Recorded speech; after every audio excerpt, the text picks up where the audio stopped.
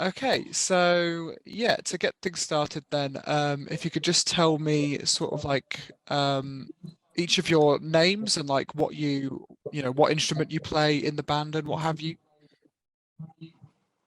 Yeah. So I'm Jack. I'm the singer. Talk more. Let me have a drink. And I'll talk. Can I start again? Sorry. Yeah, no, go ahead. Okay. I'm Jack. I'm the singer. I've broken Drumstick. Yeah.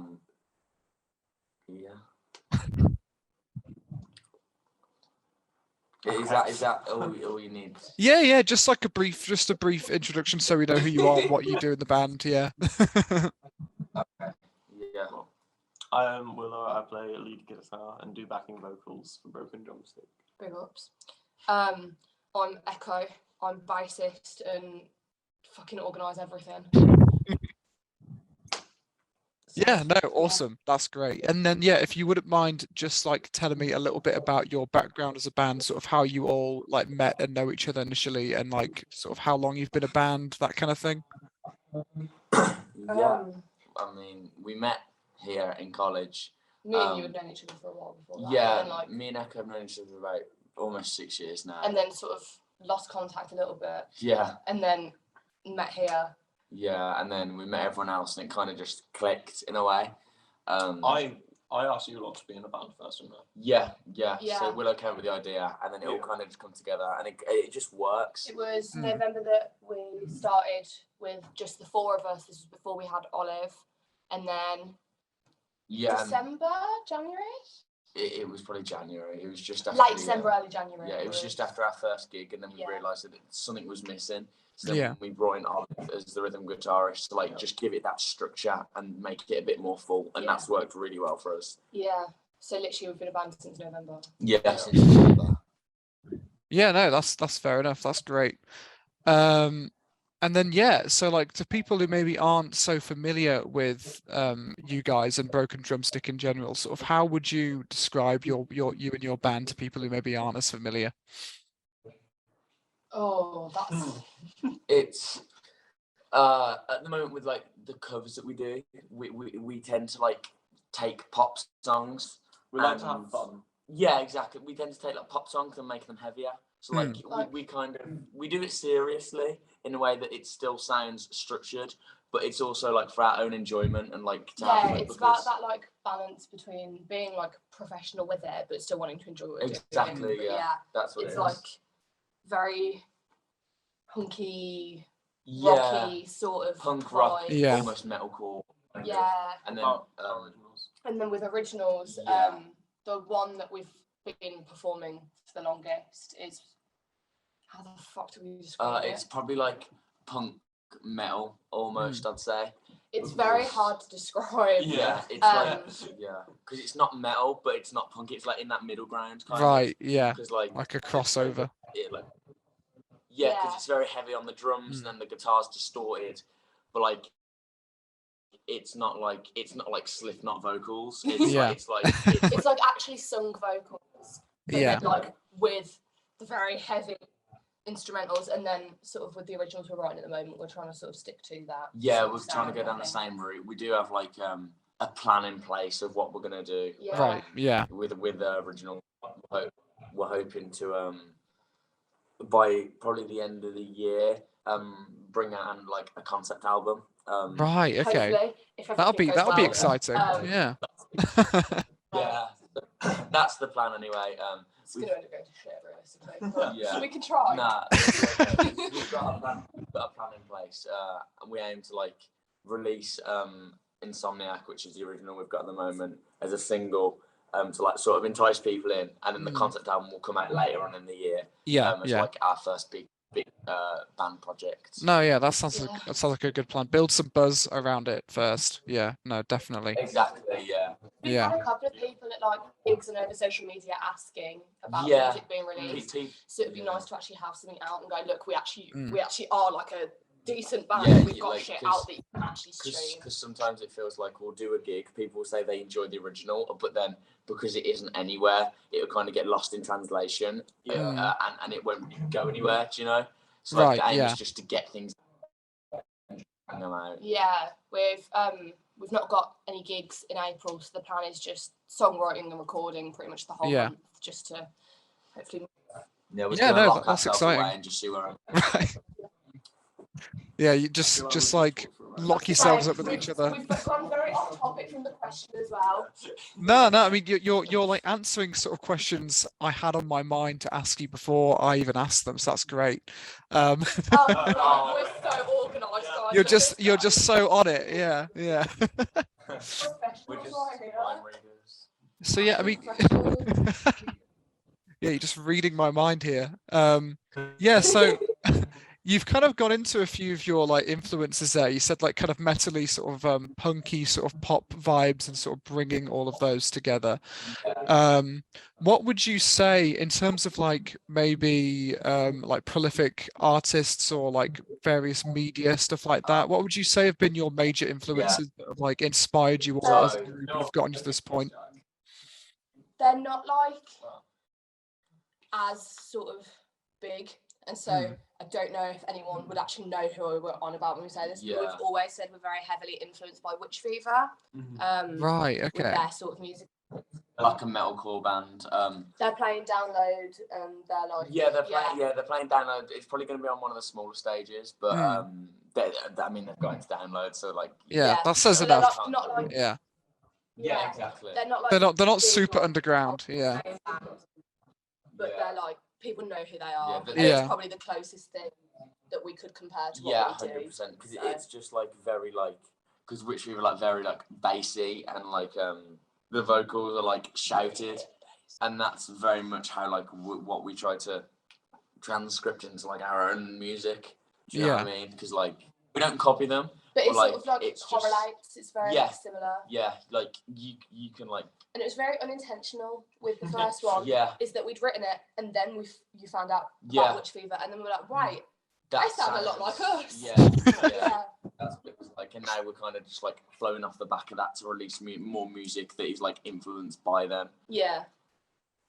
No, that's really cool. I'm not familiar with Witch Fever, so I'll have to look into that definitely and educate myself a bit more on that. But yeah, no, that's really cool. Is there anything else that like is like you'd be able to pinpoint as a major influence, or mostly just like metalcore bands like Witch Fever? To be fair, I think personally my main influences is actually just going to see any live music, because I'll just go to like a concert and I'll see them like on the stage. And I'll be like, that's what I want to do. Yeah. Right. Like, musically, it's less sort of obvious who we take influence from. But I think all of us will go like to a gig and go, oh, they do that thing. That's pretty cool. I'm gonna steal that. Yeah. That's my thing now.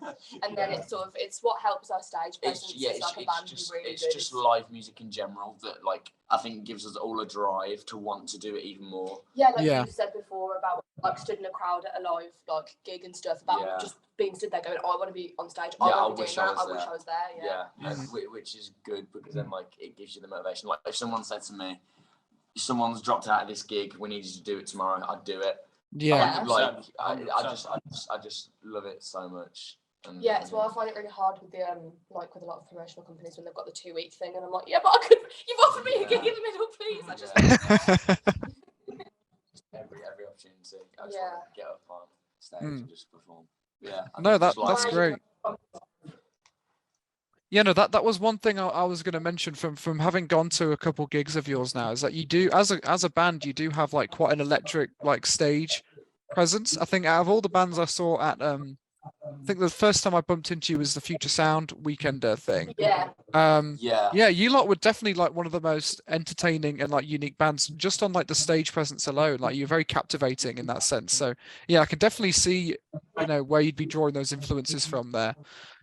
Big time. I think that's one of like our big successes as a band is how we are on stage. Yeah, that's like the like as being the like singer, obviously like normally like singers would probably like take their performance like off if they were like being self-critical a little bit because like they weren't happy with their vocals. But with me, if like I feel like I haven't done enough movement on stage and I haven't like entertained enough, that's what gets if me you really going. Get most of the way through the set and people just stood and aren't moving and aren't doing anything, that's like I know, but luckily at most of the gigs even if like the crowd isn't like as big as you'd hope or whatever, because obviously like you always want a big crowd, but like even if like the crowd isn't that big, so far, touch wood, for us, it's still been like good.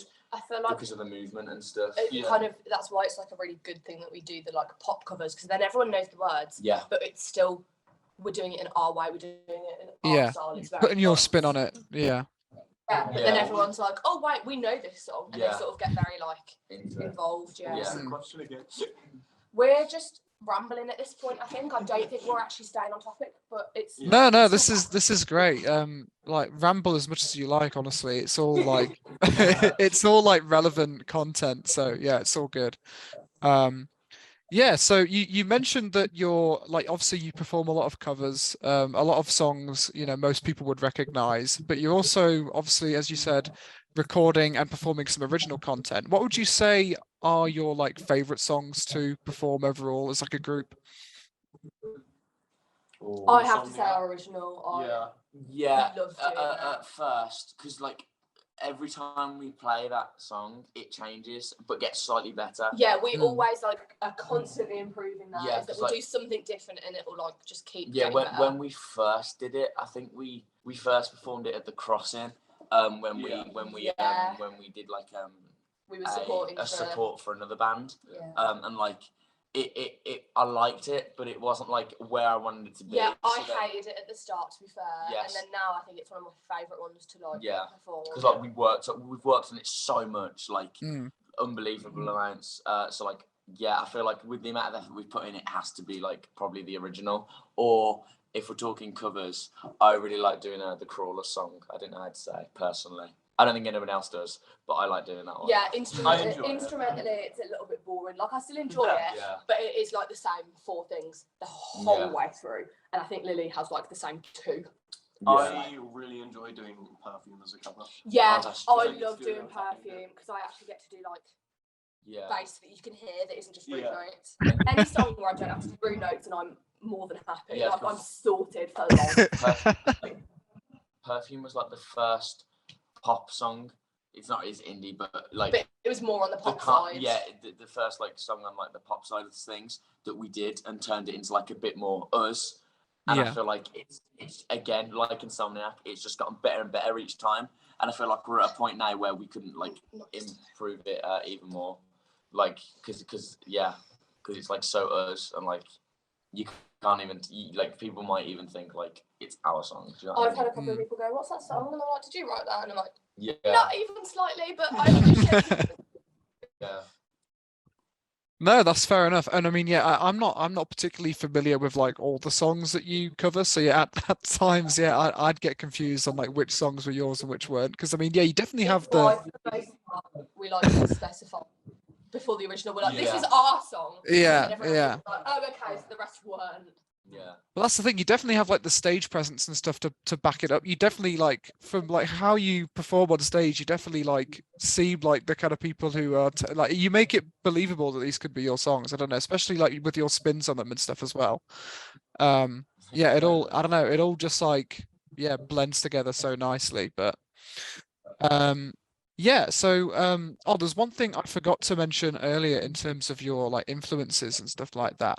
Obviously, when you do perform on stage, you have like a very kind of signature look. All of you as like a band, you have like this eccentric like costumes and stuff like that. What were like the key influences that you draw like your overall aesthetic from there, would you say? Just because that was something that quite interested me. That's such a hard question. I hate to say it, but please don't. No, please don't. It's true. It's true. So, you'll know him, but you know YUNGBLUD. He like no, but like he wears very like you know it's him because of what he wears, and like that's kind of what I wanted to do. But I don't copy him.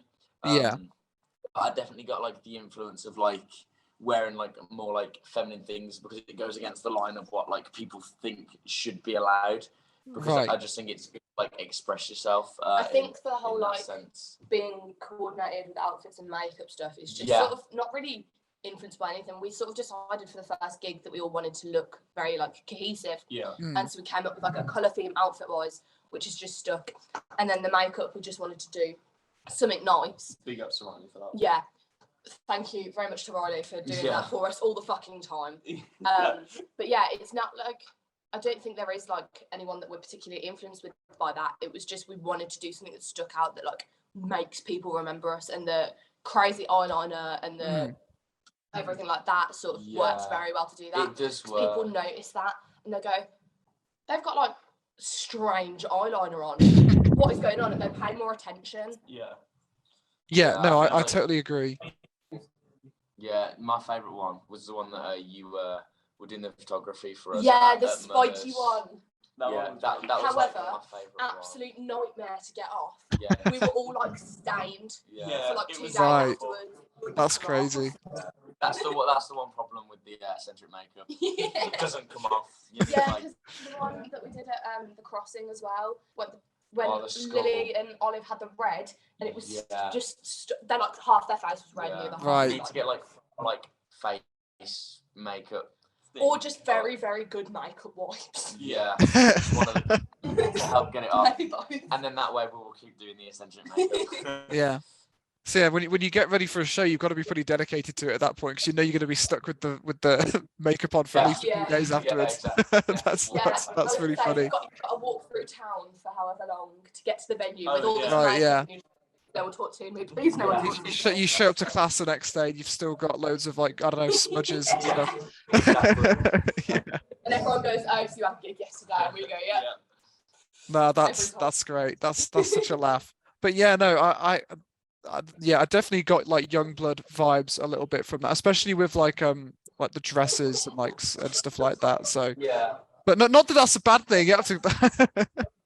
I mean, that's like the great thing about YUNGBLUD as well, is that like he's like very memorable in his overall aesthetic and style as well. So that's what it is. That's like, it's the kind of like catching people's eye. Yeah, and I feel like that's a lot of what we do with like how we dress, with the makeup, with all of that. It's that getting people to pay attention. Because if the music doesn't do it, if the music doesn't catch people's attention, at least like we will like. At least something draws their attention from whatever conversation they're having to the stage. Okay, then if they don't like it, it is what it is. But we know that as soon as we get on that stage, people like look, because they go, "What the fuck are they?" Like, they look at us and they go, "You look bloody strange. I'm going to watch a little bit more of this." Yeah. Right. Yeah. No, you capture their attention a little bit, and it also is, I don't know, it just comes across like very, very freeing on stage to openly just dress like that and do your own thing, kind of own it. So that's kind of the thing. You just like, if like there's anyone that wants to do that, just don't care what people think and just do it. Yeah. Music is like a space for it. Yeah, exactly. Like I would never like wear like what I wear on stage like out, but because when I'm on stage, I just feel like I can just do it. I can just like wear what I want. And because it's like so out there, it almost just is unsurprising. Yeah. Like us being dressed how we are, everyone's like, "Oh, well, the makeup's insane. Of course, they're going to be dressed like that," and then no one questions it. Yeah, whereas it's not if like looked down on because of how we perform. Because I just run around like a nut. It all just like fits together. Yeah. It all just comes together, and like nobody like looks. Because it's exactly what you'd expect. What are they doing? Yeah, exactly. But then obviously, if you were sort of with that makeup and with the outfits and stuff, just walking around one day, people are going to judge that quite heavily. Yeah. Imagine just going out with spikes and just wandering around town. You'd get some looks. Yeah, certainly. Yeah. But yeah, no, that's great. You've answered that perfectly there. So yeah, no, awesome. Yeah, so going back to the Future Sound sort of project again. Obviously, as I said earlier, that was kind of my introduction to you lot as a band. I've also noticed, I think, were they the promoters behind your recent show at Mother's Studios as well? I think they were. Yes, right? they were. Yeah. So you've got quite you're very, very much like a frequent collaborator with them. How did that connection with them occur, and what's it like to be a part of the Future Sound Weekender and just various shows like that? As I said earlier, I do bloody everything for this band. So the second we had a social media account, I know a lot of bands that are already with Future Sound. And I went, guys, I know a very easy way for us to get gigs. Messaged them. They went, yeah, sound. Come on, come perform with us. Awesome. And then I think because I'd spoken to them a couple of times before through like my mates' bands and stuff, like Alice, Lily, and all of that. They very quickly they went, oh, we know you. You're here all the fucking time. And then like we've had pretty decent ticket sales for both of our gigs with them. So it's just worked out very well that then they've gone, okay, you guys aren't bad. We know you. You make like all right money. So it's just like it worked out really well. Yeah, but it's also like aside from like the money part, whatever, I feel like it's just nice. Like it's always a nice atmosphere wherever you go. Like we've done Sunny's and Mothers, which are two very, very different venues. Yeah. But each time it's still been that lovely like. Yeah, I feel like that's one of the really good things with Future Sound is because they're like supporting very new artists. Yeah. A lot of them are very like enthusiastic about what they're doing, but then also are just genuinely so lovely to everyone else performing. Yeah. They'll stay to watch every other band no matter when they're on, and they'll like talk to you, and like you can talk about music with them, but like they'll talk about anything, and they're very like interested in that, like making connections and stuff, and it's a really nice atmosphere to be in. Yeah, right. And like I think a big thing that we're sort of focused on is that we don't really care about the money with doing gigs and stuff. Yeah, it's just experience really. Yeah, and it's just being able to perform on stage because we all fucking love it. Yeah, exactly. That's the thing. We just live for performing. Also, in the next few weeks, we've got some exciting news. We've got very busy. Yeah, month busy schedule in one of the next few months, and it's linked with Future Sound. So yeah, we've got some stuff with Future Sound, a couple of other people going on. So yeah, so that'll be out to the world soon. Hopefully. Yeah. Oh, that's awesome. And yeah, message you back because it's taking a while. Right. But yeah, no, I totally agree with what you said there. With stuff like music and trying to make it in a band and stuff like that, you kind of do, at least at the beginning, you kind of do just have to do it for the passion of it, haven't you, and for the I don't know, appreciation for the medium. You're not gonna make much money at the start, but you've got to persevere and keep putting the effort in. And yeah, exactly. Just keep putting yourself, you just got to keep putting yourself out there essentially and putting that extra effort in, and eventually it will snowball and eventually go towards somewhere. But yeah, no, you've definitely got the right attitude about it.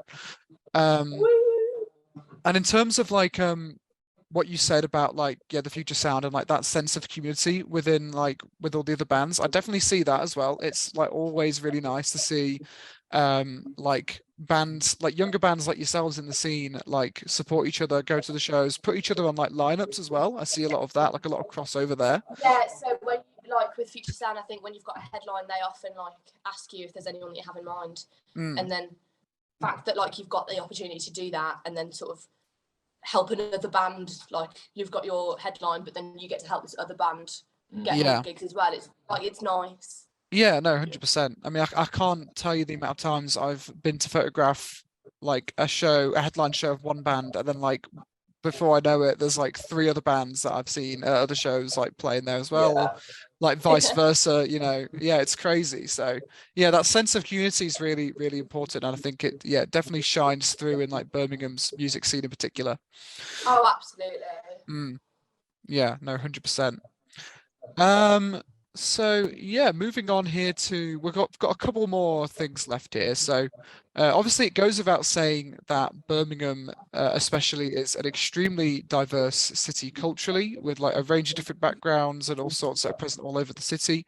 Would you say this is reflected in the local music scene today? And if not, how can we make it more inclusive? I think it, personally this is, I don't know about you two, but I think it is present in especially sort of the more local scene. Yeah. But I think sort of regardless of that, it is still your white male fronted bands that are the ones that do successfully. As much as obviously you are getting people of colour that are doing amazingly with their bands and stuff, and women fronted bands and all of that, great. but there's still a very clear divide between how well sort of certain people are doing compared to how well they're doing.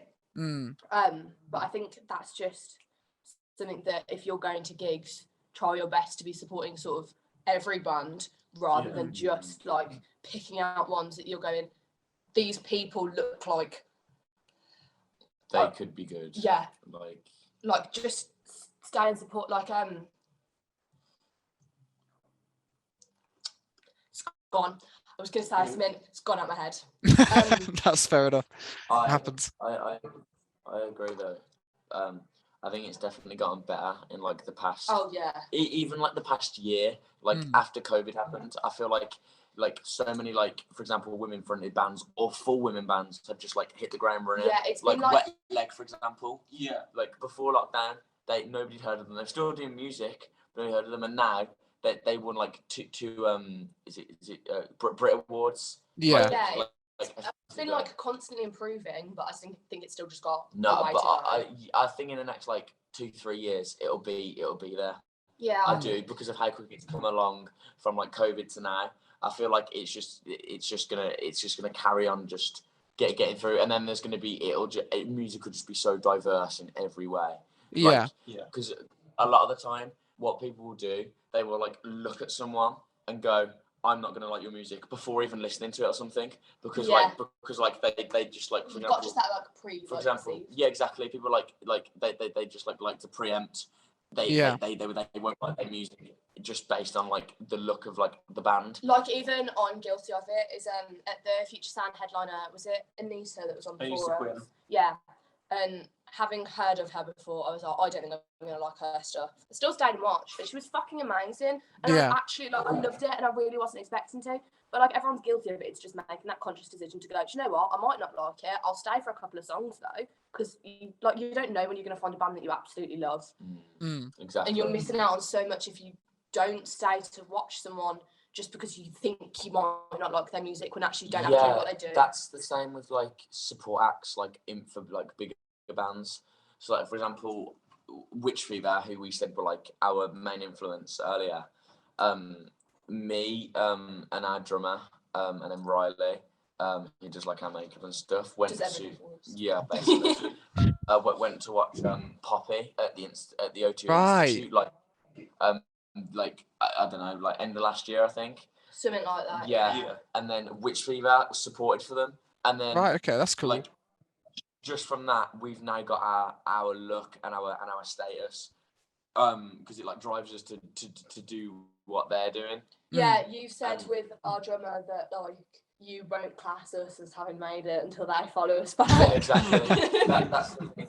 But like, it annoys me when people like don't go and see the support act, because you're missing out on so much, and like the support act is there to get everyone pumped, and also the support act is just there to try and make a living for themselves. But and if you're not supporting them, it just feels a bit like sad. The headline and band are going to have picked someone that realistically the majority of their fans are going to enjoy. You're like not the smartest if you then miss that. Yeah, because you're missing out on a chance to see new bands and just to have a good time. What if you follow like that artist that you absolutely adore? Yeah. And like, or you could have, and then you went, you know what? I'm not gonna watch the support act. Yeah, and I'm then just gonna go for that. Just gonna go for the headline act. That I don't understand, because there's a lot of people on Twitter that say like, what's the point in support acts? But there's so much point in support acts. Like, if anything, they're more important than the main act. Yeah. About that, how they've got 2 support acts, and everyone's like, it's too much. Like, and you've got all these local people that no one knows, and it's like, realistically, if Lovejoy are asking someone to support for them, first off, they're going to be pretty decent. Second of all, they're not going to say no, are they? Yeah, exactly. Yeah. Like, every band needs a support band. Yeah. So, like, it's just needed. If you didn't have that support band, imagine you're going on to a dead crowd. Yeah, imagine you turn up. It's everyone's just got in. It's 7:00.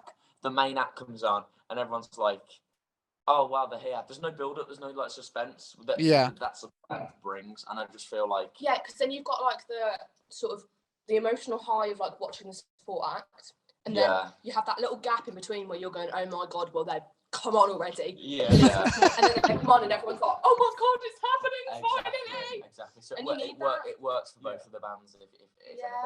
If Yeah, no, I totally agree. I mean, it's like these people are buying tickets as well. Like, why would you not want to get your money's worth out of your ticket? Like, go see the support bands. Like 2 extra bands. Yeah, Why? stuff like as well. Yeah, Like, exactly.